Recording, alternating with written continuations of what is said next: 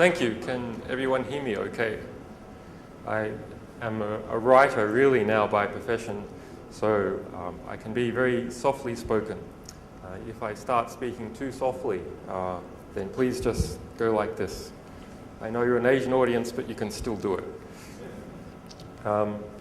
Okay, so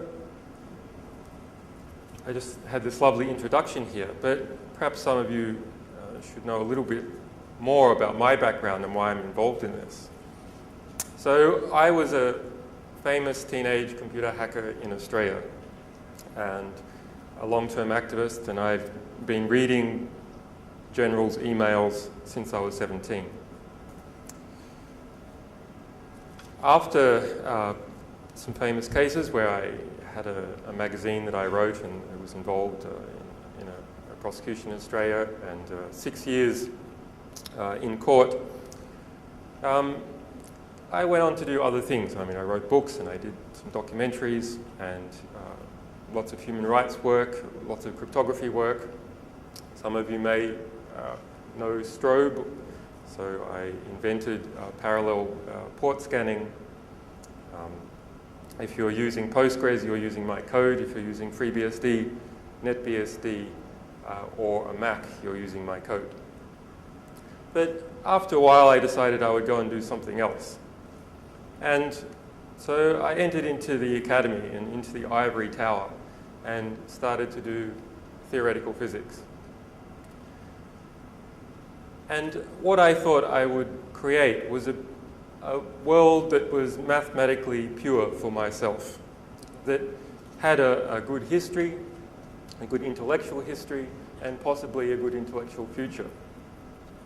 And that was in some way honest work. But what I found, being an academic, was that no part of the economy anywhere in the world is isolated, including the highest part of the ivory tower.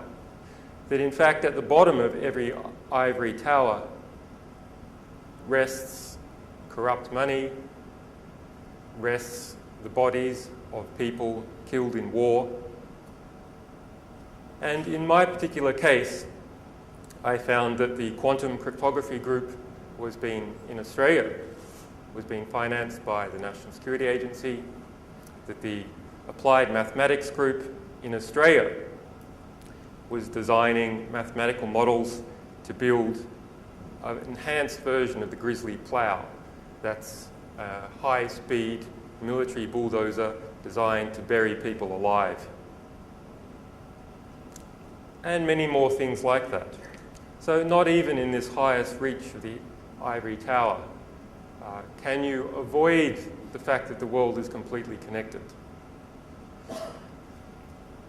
When government is illegitimate, government taints everything beneath it, every aspect of the economy, every person in a country, including those most removed, including pure mathematicians. In fact, if you look on WikiLeaks, you'll see an article I wrote analysing 3,600 academic papers that had been financed overtly or covertly by the National Security Agency.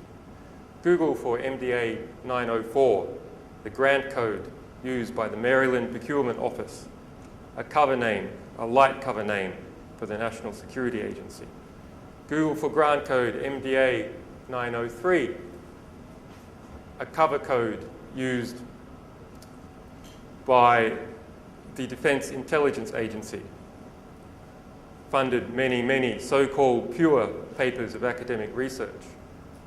The CIA has funded papers supposedly by anthropologists and people interested in stress, covertly to determine the most efficient way to torture people.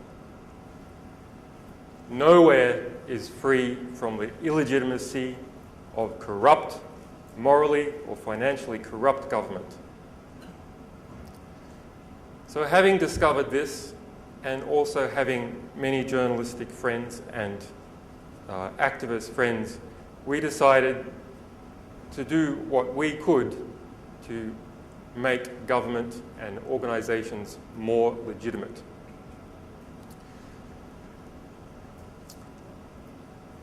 what we had seen as journalists is that there were two sorts of political reform that happen in society. One, something that is part of a tide of change that happens because a new invention is introduced into the society, or a new form of commerce or environmental change. That seems to happen anyway, organically, and there's nothing we can do about it. And it may be positive and it may be negative. But there are other aspects of reform that don't have to happen. Sometimes they do and sometimes they don't. And those parts of reform are seeded and created by unauthorized disclosures. A good 1/3 of the front of the New York Times on any day is built out of unauthorized disclosures. You won't see it. You'll just see documents seen by the New York Times. Or you'll see a senior official speaking confidentially says something. And that's really the big driving force for political reform all across the world, is individuals who know of an unjust plan or an unjust past, revealing it to the population, so all the people in the population can decide to support or not support those people or their opponents, not just in democracies, but in all countries. So, what is WikiLeaks? Okay, the group of people, activists and journalists, cryptographers who came together, we call them Sunshine Press. We have a platform on the internet, our most famous platform, and that is called WikiLeaks. So we do something relatively simple. We want to enable information to go out to the public that is not just any information, but that it has the greatest chance of achieving political reform, positive political reform in the world. There's a lot of bits everywhere in the world. Some of those bits are special. Some of those bits can achieve something good. And the more bits there are in the world, the more the problem becomes, how do you find those bits which can change our civilization into a better state? So we look for an economic signal, a color on those bits, which is that they are restricted, that someone understands those bits, the people who created them. That's who understands them the best. And they have restricted them from the public because they understand that when that material is released, it makes it harder for them to carry out unjust plans, because those plans will be opposed. Or if they have carried out such plans in the past, the anger from the discovery will cause people to take away some of their power. Okay. So to get things to the public, you need to protect sources who want to disclose, and you also need to protect your ability to publish in the face of attack. And people like to say that the internet is a place of free speech. Nothing could be further from the truth. What the internet has allowed is publishers to publish cheaply. And with that vast influx of new publishers, some of those publishers are motivated to protect what they are publishing. But in general, the internet is the easiest place to censor. You can't take a paper back from a library, not very easily. But you can do it on the internet, no problem at all. You can censor commercially on the internet by driving publishers away from ISPs. So protecting publishing on the internet is not something that comes about as a product of the internet itself. It needs something extra. We don't publish everything because there's too much to publish. So once again, we try and look for those bits that are likely to achieve political reform. And so we limit ourselves to the hardest cases, the hardest publishing cases that no one else can publish.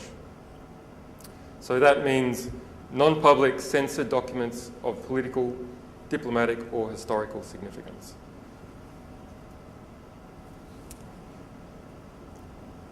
Okay, so a sort of feeling for what we're doing. What is the impact, not on individual nation states, but the impact in the media? This is something you can measure a little bit. Other stuff's a bit harder. I'll go into some examples. But we have caused the publication or reprinting of about 40,000 articles based upon our content in websites that are listed by Google News. So that's most, but not all of the mainstream press. I just yesterday did a look on Google Book Search. There's about 40-something books. Google Book Search doesn't cover most book publishers, so about 40 to 100 books have in part been catalyzed as a result of the material we have released. Google Hits, WikiLeaks, presently about 670,000. For Malaysians here, a good comparison is Malaysia Insider has about 46,000. And blog references, 92,000.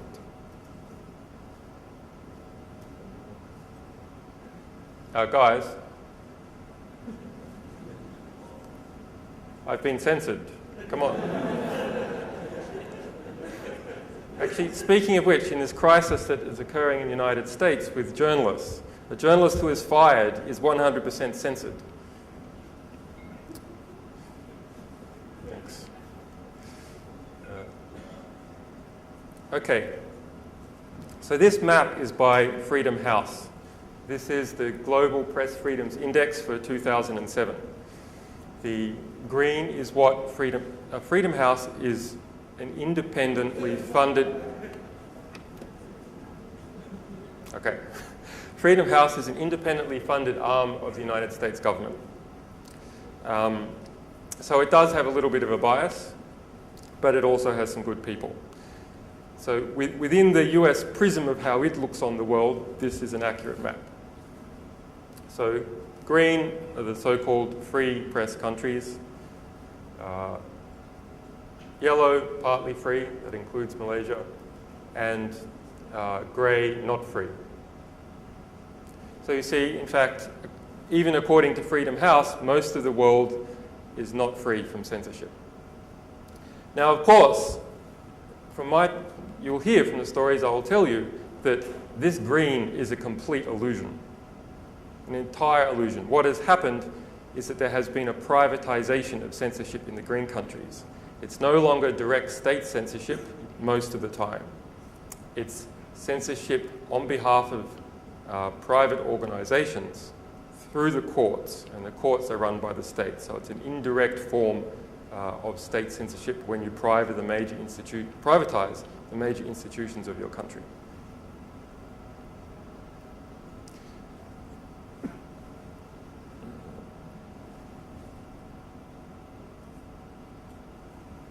Okay, so how many people here have ever gone to the front page of the website? Can I see some hands? How many people haven't? Okay, so this section is not completely useless. So this is what you will see if you go to the front page of the website. This is WikiLeaks. We help you get the truth out. If you then scroll down, you will see on the right-hand side recent material that we have released, or that has been censored and we have uncensored. On the left-hand side is news reports that have been caused by the material on the right-hand side. So information catalyzed in the mainstream press, sometimes the alternative press, and sometimes articles that we have written ourselves, if no one else is picking it up.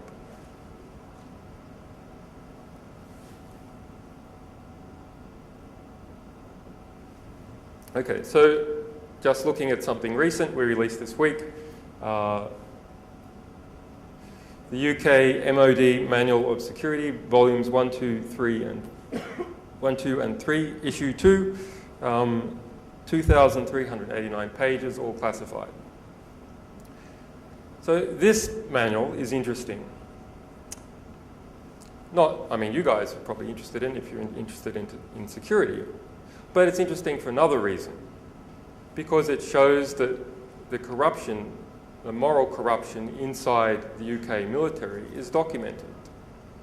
This manual refers to investigative journalists about 13 times. What are the biggest threats? The biggest leaking threats? It's a type of security threat. That's what military security is really concerned about, is information being disclosed. Their biggest threat is not the Russians, it's not the Chinese, it's investigative journalists. And why are they concerned about it? Because it might embarrass the government or might embarrass their departments.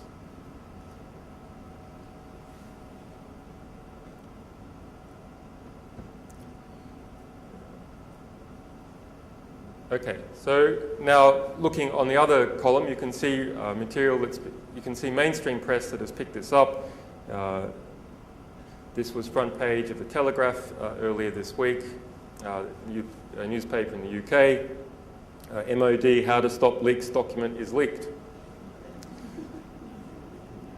But I encourage you to read all 2,389 pages and don't just rely on the Telegraph story, because you'll get a very different perspective.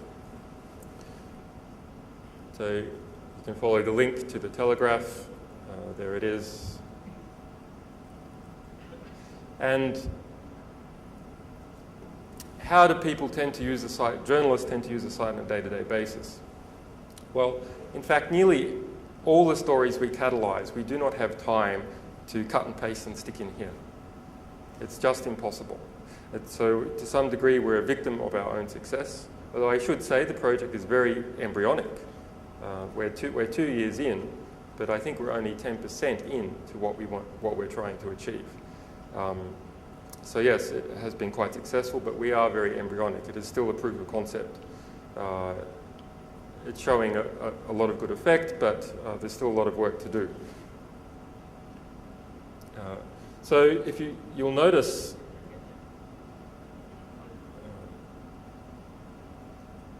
here, so catalyze reportage, you can have a look at news, blogs, and Twitter. So this is where, in fact, you will find most of the media pickup.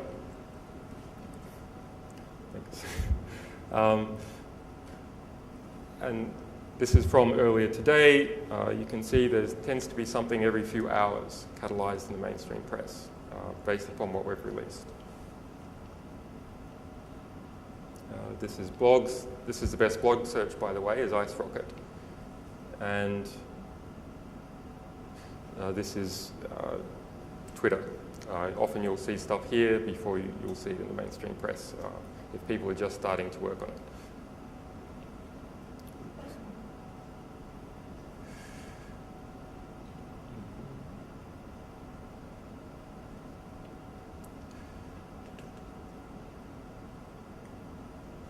And, okay, there's one more, press display as well. This is actually a big organization that scans the front pages of, and other pages of newspapers across the world and puts them online. They charge you to actually buy chunks, but you can get one or something a day free, and so you can see this is what has been happening this week, mentioning WikiLeaks in relation to the Telegraph, the MOD, and sometimes we will write our own material. So this MOD document gave travel advice to UK spies about going into China and Russia. And what do they need to watch out for when they're in those countries? Okay, so this is what the UK MOD says. Chinese espionage is a voracious problem that uses a mass of ordinary students and businessmen to bug hotels, to glean information, to create false confidences, etc., when people visit China. I mean, it should be no surprise to most of you that the Chinese are extremely active conducting internet espionage. I've seen a lot of that. Our Tibetan supporters have been routinely hacked. I've seen Pakistan hacked. the NED in the United States, CFR, many US pro-democracy organizations, Freedom House that I just mentioned, all hacked by Chinese hackers. And it seems something that's quite common is that they poll using POP or POP3 to just take copies of inboxes routinely.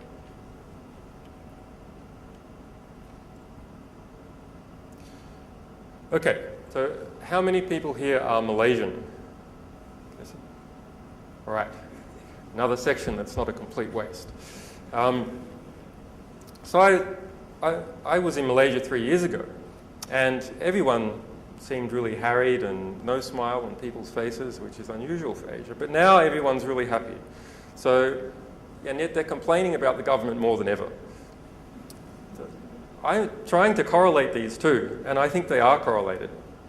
And that actually that there's a very interesting zeitgeist in Malaysia at the moment where people feel that there is an opportunity for political change. And the rise of publications like Malaysia Today and Malaysian Insider, I think, reflect part of that growing liberalisation and movement for change. And I think in Malaysia, you're going to see something different to what you see to some other Asian countries. For instance, I don't think you could ever see Hack in the Box in Singapore. Malaysia has a mixture of different races and religions, and this is giving it a much more interesting and dynamic and diverse mix. So I don't think you'll see this awful cultural, is anyone here from Singapore? I don't think you'll see this awful cultural homogeneity and sterility that you see in Singapore, which would never give you a hack in the box.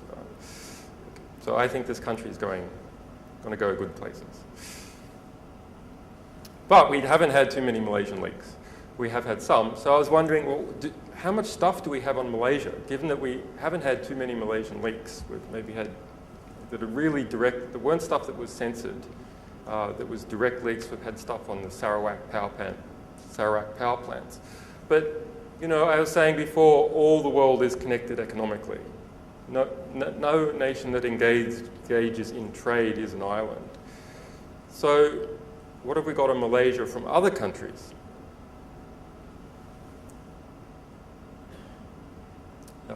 Well, here's something that is actually from Malaysia, but this is a censored document, not a leak. This is Malaysia Today in the Pork Claim Free Zone scandal, 12 billion ringgit approximately. I'm not sure what the correct word to describe it is, wasted or corruptly laundered away, depending on which side you believe. But Rajapetra in Malaysia Today was censored at the ISP level in Malaysia, only 3 weeks after the Prime Minister said that there would be no internet censorship in Malaysia. That no internet censorship in Malaysia, incidentally, was in response to Green Dam. And some of you may have heard about that, the Chinese Green Dam. We released an internal decoding for Chinese Green Dam, which revealed its political file on the Falun Gong and a whole lot of past Chinese political figures who were in that file. You know, and this thing is used, so if you're writing an email to someone, or you're writing in MSN, or you're writing in Skype, it has hooks everywhere. That if you try and say Falun Gong in Notepad to yourself, the thing closes. Extraordinary. Anyway, so the fallout over that resulted in Malaysia, which had a tender for its own version of Green Dam, to cancel that tender and announce that there would be no internet censorship in Malaysia, a great thing, and then 3 weeks later censored Malaysia Today. So as part of our uncensoring efforts, we took copies of those primary documents that were censored. English version and Malay version, and here's the English version.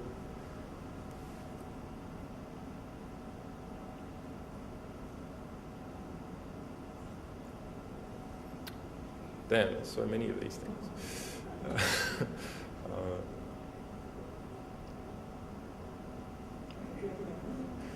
All right. Okay, so what else mentions Malaysia?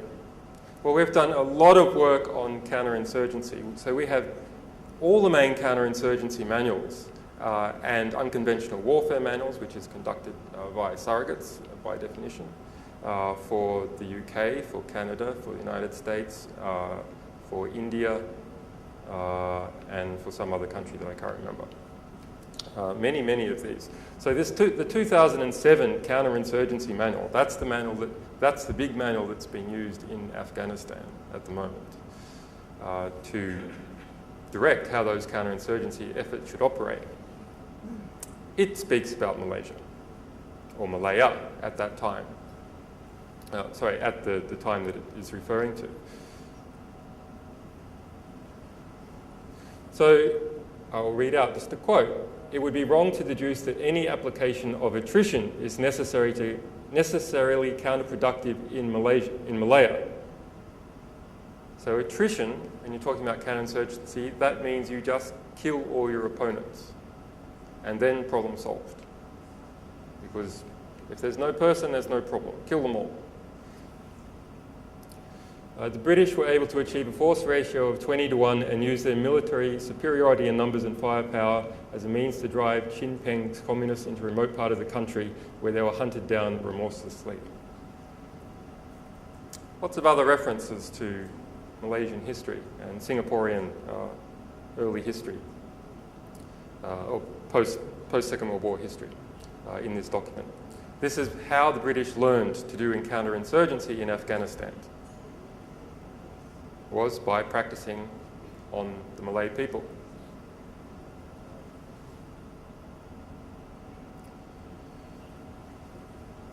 Okay, from the United States,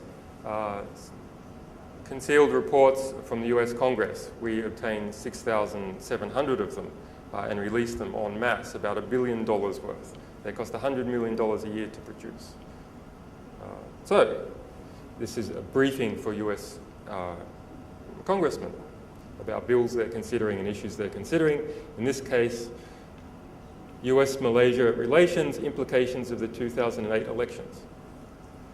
What the US thinks about how it's going to go, who they want to win, etc., etc. And that's what one of these documents look like. Our cover page. Another one from that same batch. Proposed US-Malaya Free Trade Agreement. So, very important for this country. Australia had a US trade agreement. Awful thing. Politicians in Australia were only concerned about coal and wheat and wool and beef. But of course, the US was concerned about intellectual property. And as a result, there's now a terrible regime between Australia and the United States, where essentially the US intellectual property regime, US copyright, length of copyright, US patent law is automatically imported into Australia because of the free trade agreement. And given that the US produces so much intellectual property in terms of drug patents and copyrights on books that are ancient now, there's a joke that the Copyright Act is always extended every time Mickey Mouse is about to pass out of copyright. And it's true. It's happened for the past 50 years.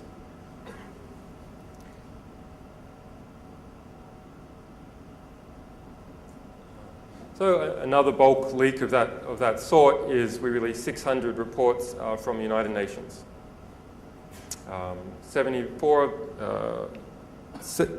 58 of those were marked strictly confidential. Those were investigations into corruption or crime committed by the United Nations, including United Nations peacekeepers. And then the other reports out of that 600 are audits of various kinds, including parts of the United Nations that have things to do with Malaysia.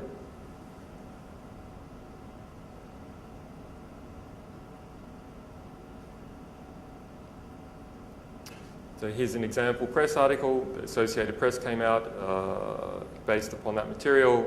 It appears everywhere. It's a newswire, appeared in New York Times.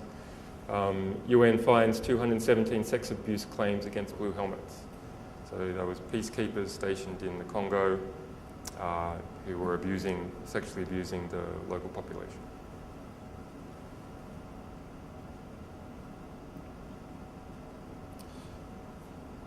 Okay, there's lots of these in relation to Malaysia. Maybe I will just mention this one. It hasn't been picked up. No one has noticed it, certainly here. It is the confidential protocols that the EU uses to boycott the import of Malaysian goods. In this case, CDs made in Malaysia are blocked from entering the EU, and this is, why they do it. And so, actually, just by searching through the normal search interface or looking in the category, you can only see stuff that we have marked by hand as being something to do with Malaysia. But if you do a Google search, site:/wikileaks.org, file type PDF to restrict it to PDFs so you don't get index pages, you'll see that there's some 220 more references to things to do with Malaysia. And all that, even though we only have a few leaks that were directly from Malaysia.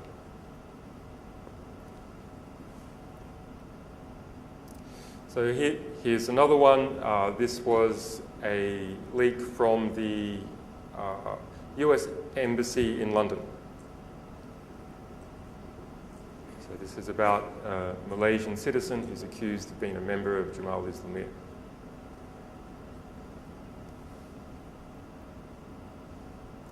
Okay, so that's Malaysia. Now, does this have real impact? I mean, our hopes are that it has impact and that we achieve significant reform, but okay, you can see the press is writing about it, but does it actually work? It's still embryonic, but do we have some clear cases where we have changed in an obvious, significant way what has been happening in a country? Well, the answer is yes. So last year, in 2007, I was in Nairobi, and there was an election coming up in the end of 2007 on December 28.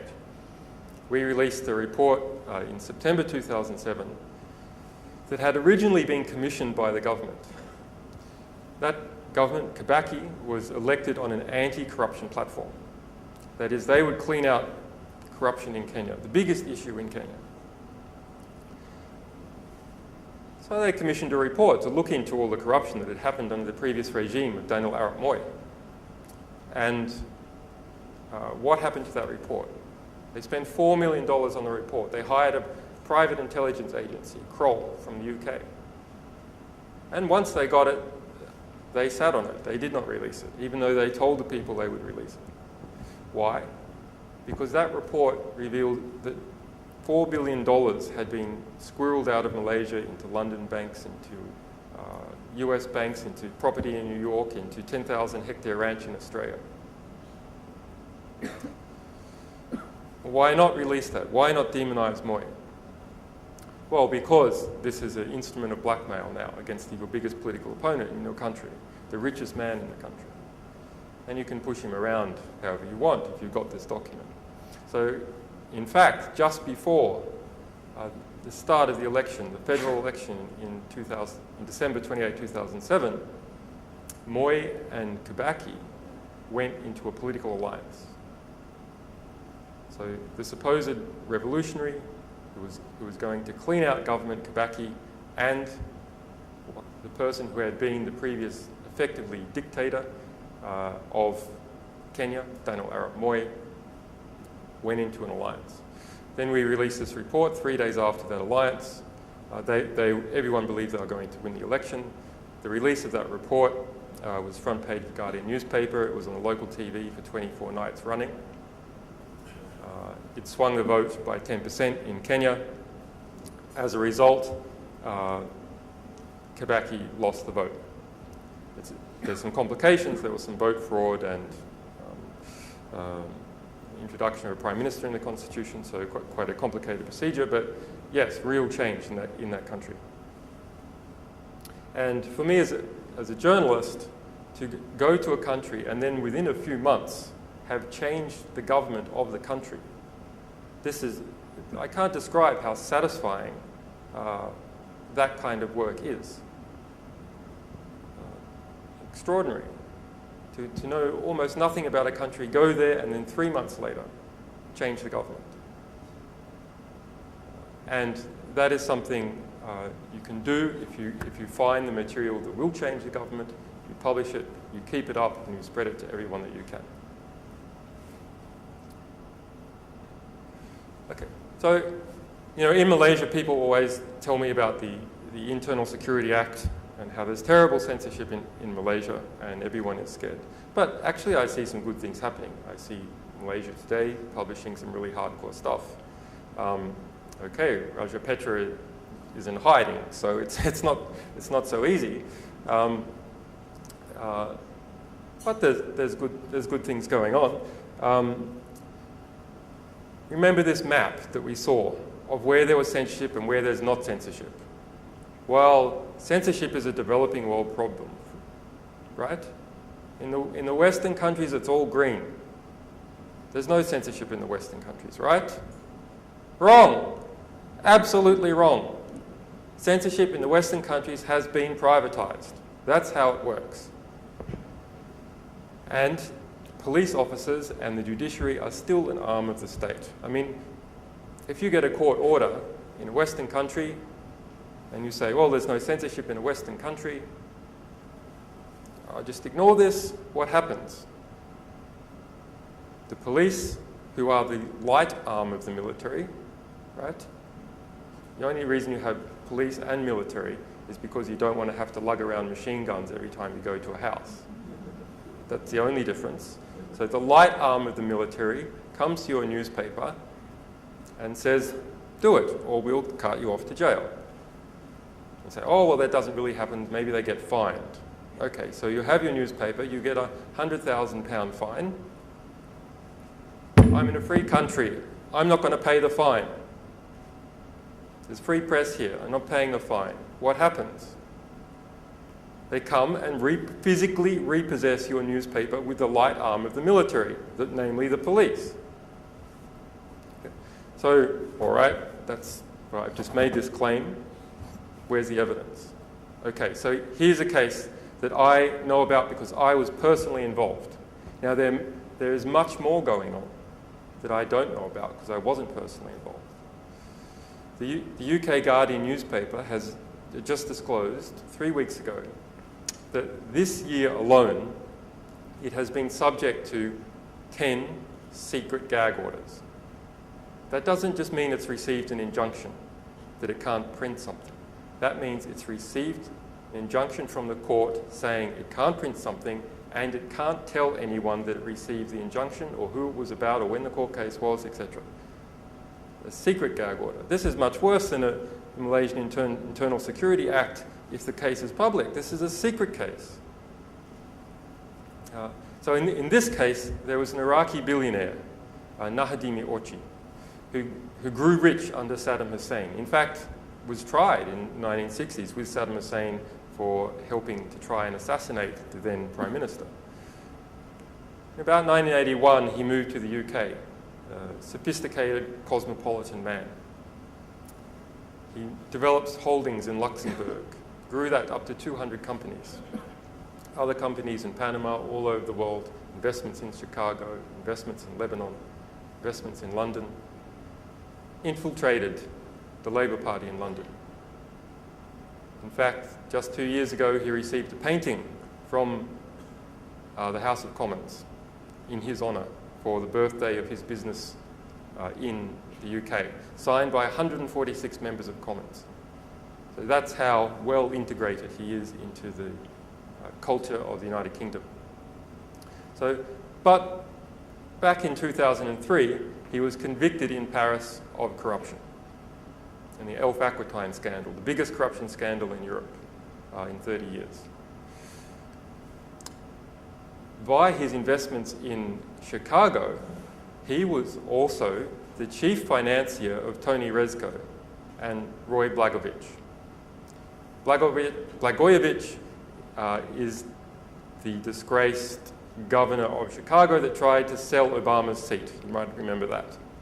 He tried to, when Obama became president, his Senate seat was vacated. Blagojevich tried to sell it because as governor, he was able to give it to someone else. Tony Rezko was the fundraiser for Obama, not the last election, but for his Senate. And Nahadimi Orchi was the chief financier for Tony Rezko and at various stages Blagojevich. So the US press, because the election was on in the US, became very, very interested in who was connected to Obama. And then later on, who was connected to Blagojevich when his corruption proceedings started. So they started Googling, and they Googled the Guardian website. And it had the articles from 2003 saying Nahadimi Orchi has been convicted of corruption in the Ulf-Aquitaine scandal, and here's why. Also in the Daily Telegraph in the UK. So Nahadimi Orchi hired his lawyers to get rid of that annoying thing before the US press would write about it. So they wrote to the Telegraph, to the Guardian, and said, and later on to the New Statesman, get rid of that or we'll sue you in court, even though it's 5 years old, even though it's been in the archives forever. So those newspapers all removed it before it went to court. Why? Because under Commonwealth law, which Malaysia unfortunately follows, the burden of proof for libel is on the person making the statement. It's on the publisher. That means if you're a publisher and you're going up against a billionaire, the billionaire can just keep you in court forever because they have unlimited funds. And when you run out of funds fighting a court case, you have to pull out. But when you pull out, you haven't established proof. Therefore, you've automatically lost. And then you get all the billionaires' court fees as well. So the Guardian removed it. And how did they remove it? I mean, the Guardian is one of the best papers in the world. How did they remove it? Did they tell their readers they removed it? No. When you go to the pages where it was, what's there? Page not found. Not we remove this due to legal problems. Page not found. When you go to the index of the Guardian, what's there? And you search for Nahadimi Orchi for these stories. Nothing. It's removed from the index. And you say, oh, well, but it's in libraries now. It's still in libraries. It was printed. It's okay. But how do you know to go to the library? The problem is that you trust Google and you trust the index of the Guardian. You're never going to go to the library. So that's just one of several cases I know about in the West where this kind of privatized economic censorship is occurring all the time. That statistic of there being 10 secret gag orders this year for The Guardian, there were 6 last year and there were 5 the year before. So this is tremendously increasing. I mean, we're only, 10 months in, and this is 9. 10 gag orders, 1 per month now.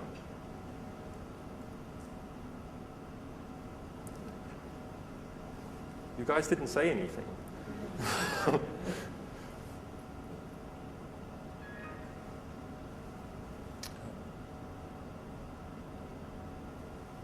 So, as part of that case, the New Statesman wrote, isn't it terrible that this censorship is going on, in an article that talked about how we had just won a prize from The Economist for fighting censorship.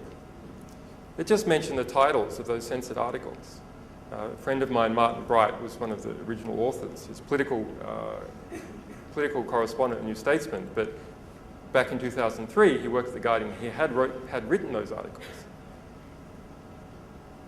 That article about us winning an anti-censorship prize was then removed because of legal threats. So, I mean, it's crazy. So we republished all those articles.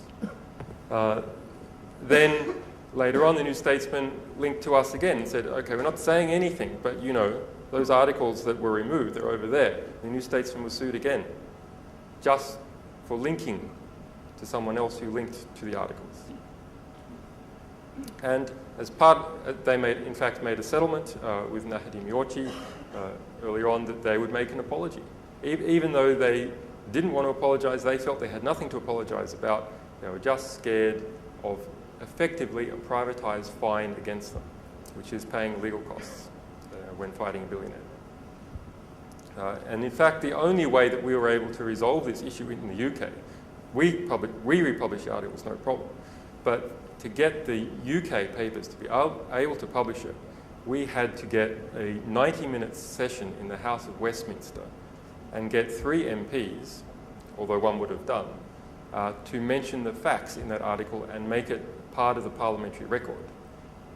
So parliamentarians ensure that they can't be sued for saying things in Parliament. And that the press can't be sued for reporting what they say in Parliament. So now, in fact, in the UK, just for what the parliamentarian said, it can be reported. And what did one of the parliamentarians say? That the UK courts are an international disgrace and have become a Soviet-style organ of censorship.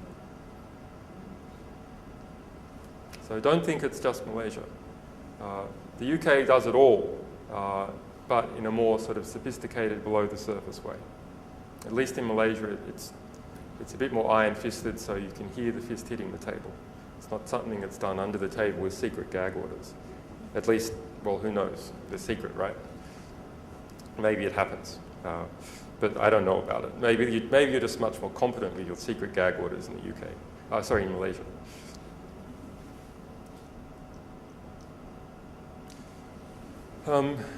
Okay, so maybe I'm about to go on to the next segment. Matt, I'll just stop and ask for any questions about what has gone before.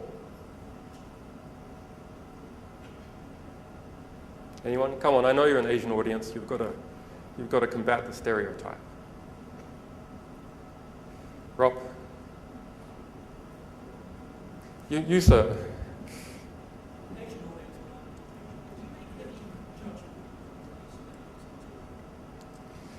Yeah, so we have an editorial criteria, which is the document must be hidden from the public, concealed from the public, or censored from the public, and be of diplomatic, ethical, historical, and there's another thing I've forgotten, significance. And other than that, no, there is no other judgment. And the reason being is, for us to exercise that kind of judgment would be for us to be censoring our sources. So we don't write, well, we write our articles sometimes, but most of the time we're receiving material from other people. So we are a conduit to enable people to safely communicate to the public. So we have to be very, very careful about exercising personal bias or favoritism or national bias or favoritism over someone who's giving us material, because that would be a form of censorship of their right to communicate in the way that they want to the public. And so, yes, you can make up all sorts of terrible hypotheticals, but what if you received a document about et cetera, would you sit on it? Well, what we have done sometimes is we've received a document about, which is a list of members of a neo-Nazi party in the UK, the British National Party. And we didn't release it immediately. We emailed all those members and said we're going to release it. And then we released it. Otherwise, there hasn't been any, I think it's a fair harm minimization strategy to just delay for a little while you inform people who might be affected, then you release it. So what's another example? Main manuals for Guantanamo Bay. In fact, I'll ask you to think, with this and the next thing I mention, is there a similarity between what has happened at Guantanamo Bay and offshore banking? Is there something that pulls these two things together, offshore banking and Guantanamo Bay? So we got hold of the main manuals for Guantanamo Bay. And those manuals revealed, first we got 2003. Jeffrey Miller was the superintendent of, the general of Guantanamo at that stage. And they revealed some of the things that you've heard about now. In particular, that prisoners were being hidden from the Red Cross for the first month that they arrived, and other prisoners could be marked never allow the Red Cross to see that person and falsify the records if the Red Cross comes. So you might think, oh, what does that matter? Well, the US has signed up to many international conventions on war, the Geneva Conventions being one, that says that people have a right to be visited by the Red Cross. In fact, not just prisoners of war, but all prisoners have the right to be visited by the Red Cross if you've signed up to those conventions. And they were hiding those prisoners from the Red Cross, and of course all the psychological torture and abuse that you've heard about. Then Major Jeffrey Miller said, sorry, not Major Jeffrey Miller, the spokesperson for Guantanamo Bay at that time when we released this was a Commander Bush. I'm sure that must have seemed like a good idea at the time, appointing that guy. He said, well, that was 2003. It all got better immediately after that. And in response to that statement, our sources gave us 2004. And what do you do if you have two big documents and you want to compare them? Diff, side-by-side diff. What does side-by-side diff say about Guantanamo Bay? Well, side-by-side diff says the situation got much worse. But the cover got better. So every word where there was suicide in the manual, they changed this to self-harm. They introduced a new camp, Camp 4, a show camp, where every guard had to have excellent public relations skills. And the camp was much nicer, and they just put the most cooperative prisoners there, and that's where they allowed the press to be. And it also violated an ancient tenet, at least an ancient European tenet, which is that at least everyone has the right to look at one another. And this is summed up by the aphorism, even a cat may look at a king, and a swain's eye has higher reach as a lord's look. But in fact, in Guantanamo, when any dignitary was walking through Guantanamo, every prisoner had to be physically grasped and turned away. So they could not even look at Donald Rumsfeld, as an example, walking through Guantanamo, or Condoleezza Rice. And so these are other people here, are part of this article, quite a long article on the comparisons between the two. They are the lawyers representing those Guantanamo Bay detainees. So we work with them to produce this analysis, which was then used in the court cases to try and help liberate those prisoners, and used politically later on to get the Obama administration to commit to closing down Guantanamo Bay, which he has. We'll see what actually happens. Maybe they'll all be sent to Bagram, but at least Guantanamo is going to close down.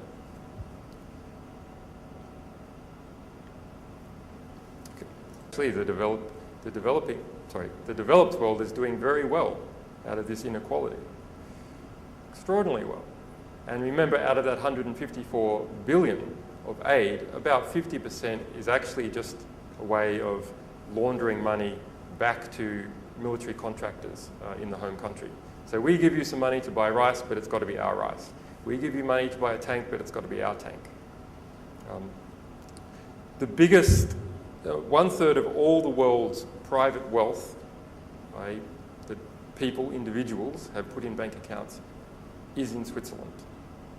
And the biggest private banking concern in Switzerland is Bank Julius Baer.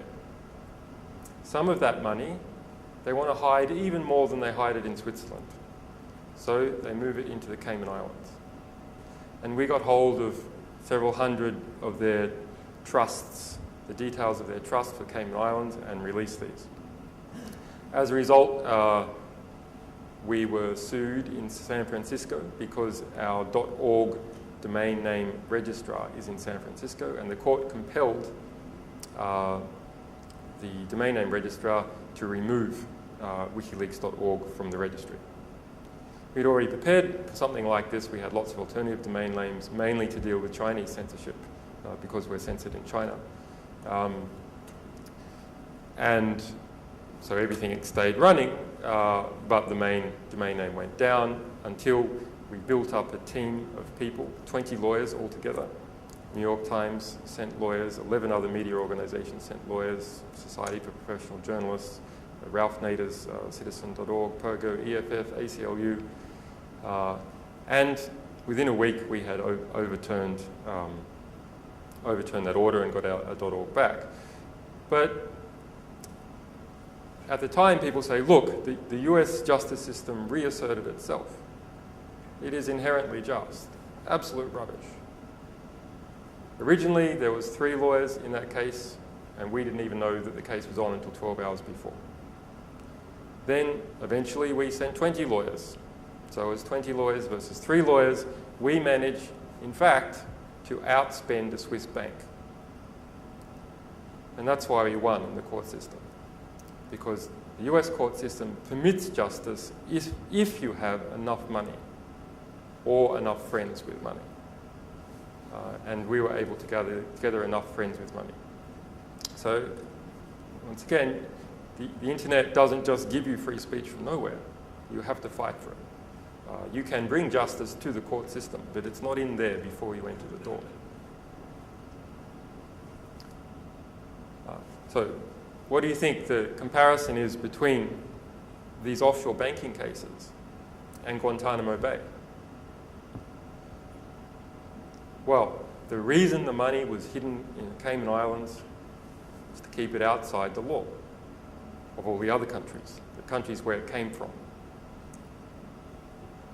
And so you might say, someone with one of those accounts will say, well, I have it there for perfectly innocent reasons. I just want to put all my money in the Cayman Islands for some reason, perfectly innocent reason.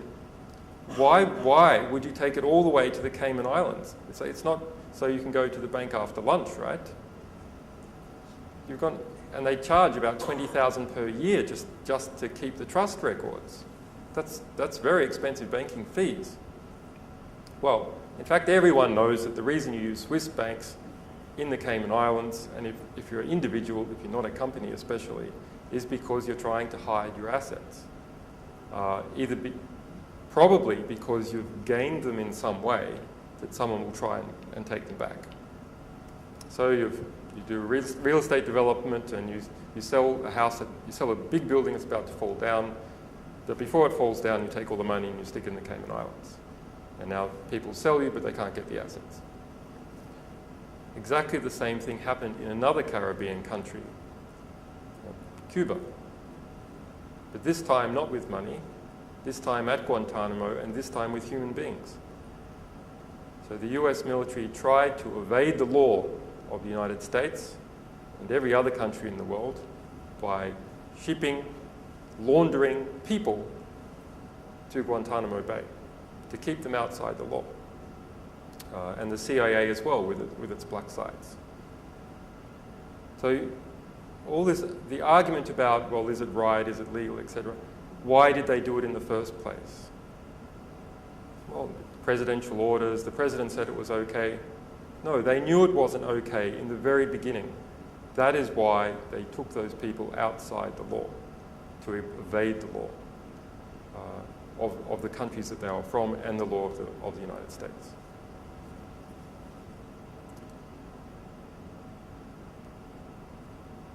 So while we won that case, we were very happy about that. So this is our victory poster. We have our moles in Bank Julius Baer, and they have successfully smashed through the walls of that vaulted institution.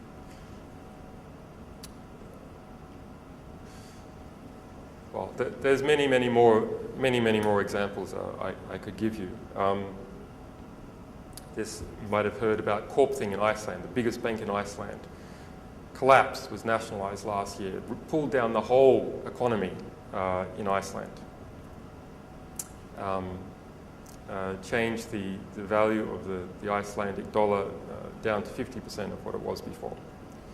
So we released a loan book, which just maybe 2 months ago, which exposed that in fact the Corp Thing executives had been giving multi-billion-dollar loans to themselves and to their pals and to shareholders in the company, and under collateral putting, he's a known guy, we know this guy.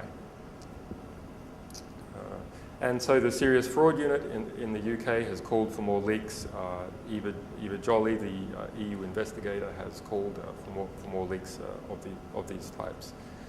And in this case, the bank got an injunction against, the bank tried to get an injunction against us. I mean, they tried to sue us, that wasn't successful.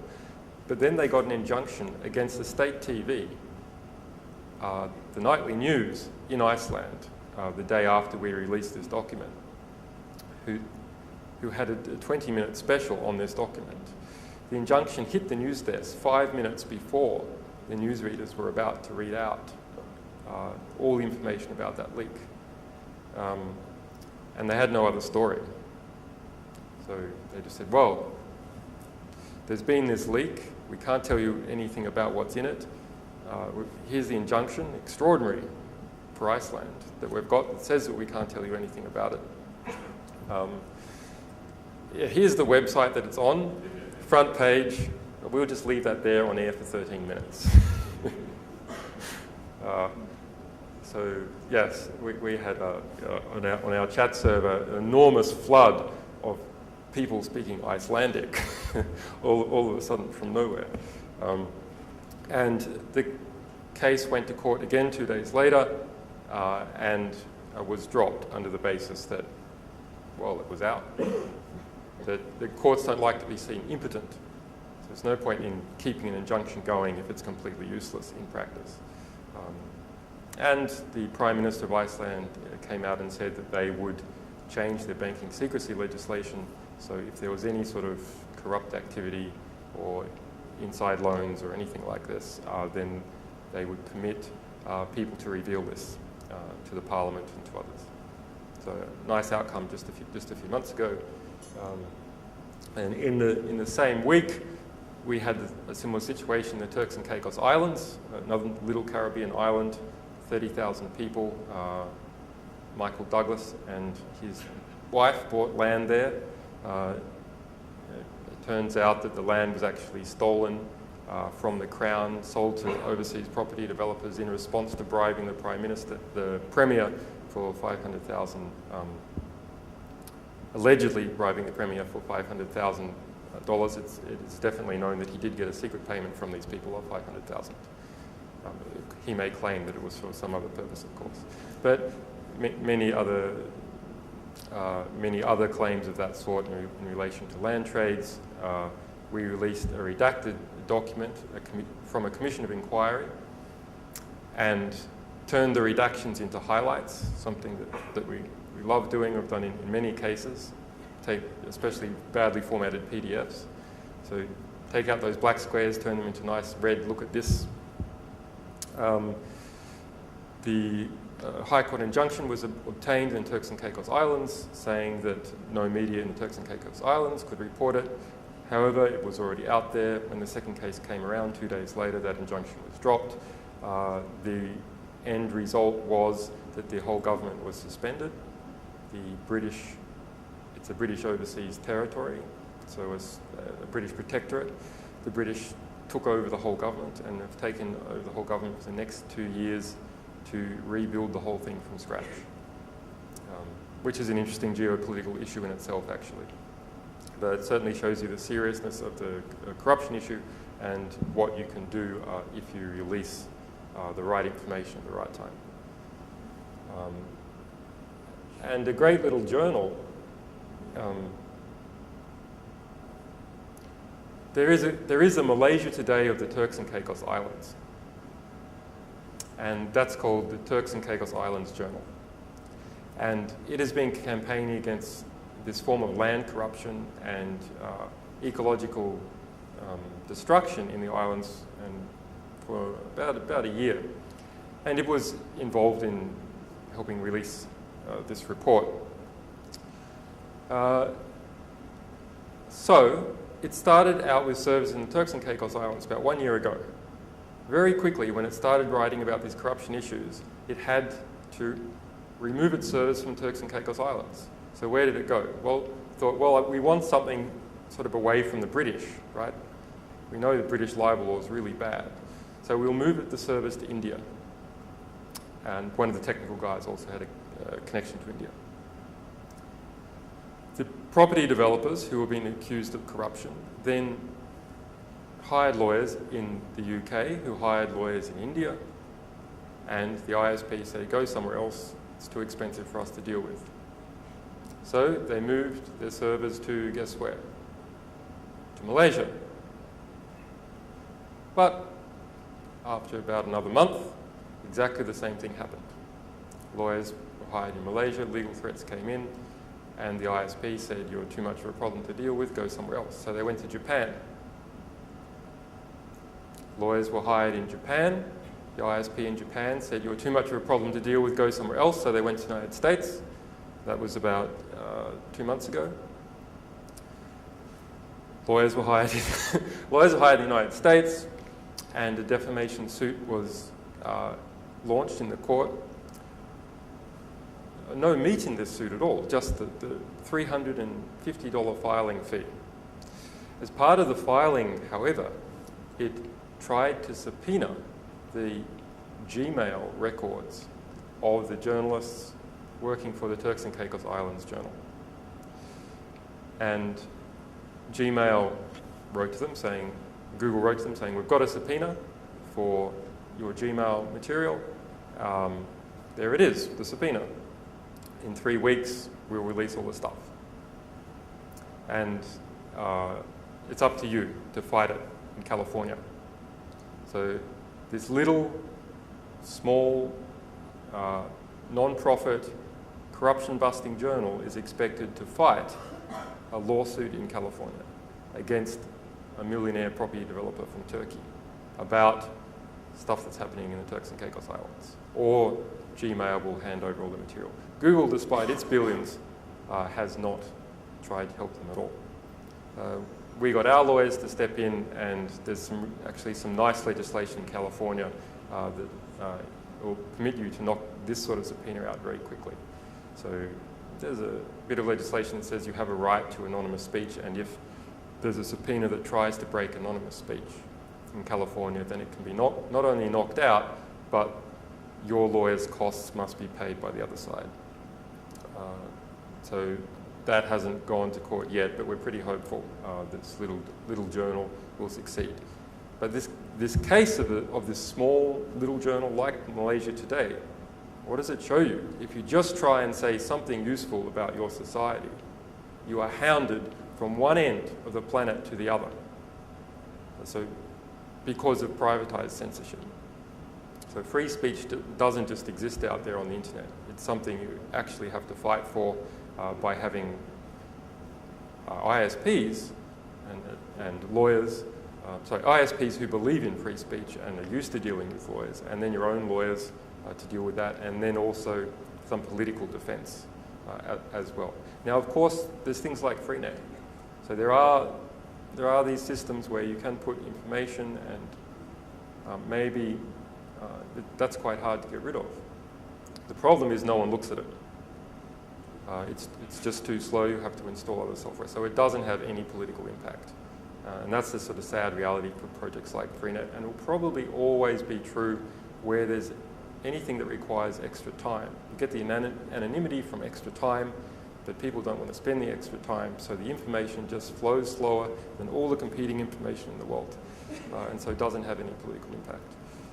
We have these encrypted back networks behind the scenes, but we have fast caches out the front to just serve stuff up by HTTP or HTTPS. But we have HTTP because that's fast. You've got to get stuff out fast. That's your best defense against censorship, is to keep it up for a while and get it out as quickly as possible and make attacking you a counterproductive effort. Okay. So I think, yes, so why am I talking to you guys at all?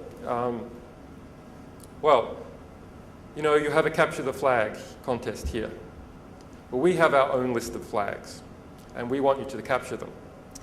And so if you Google for WikiLeaks Most Wanted 2009, you'll see a list of documents for about 40 countries that activists, journalists, human rights investigators, police, anti-corruption people, some historians and random internet users have contributed. So if you are in a position as a consultant or you know someone who's in a position to get this material, get it, give it to us, no questions asked, and you'll help change history. Okay. Thank you very much, Julian. Ladies and gentlemen, I think for this slot we will not have a Q&A, but if you have any questions, please feel free to approach Julian and meet him at the right.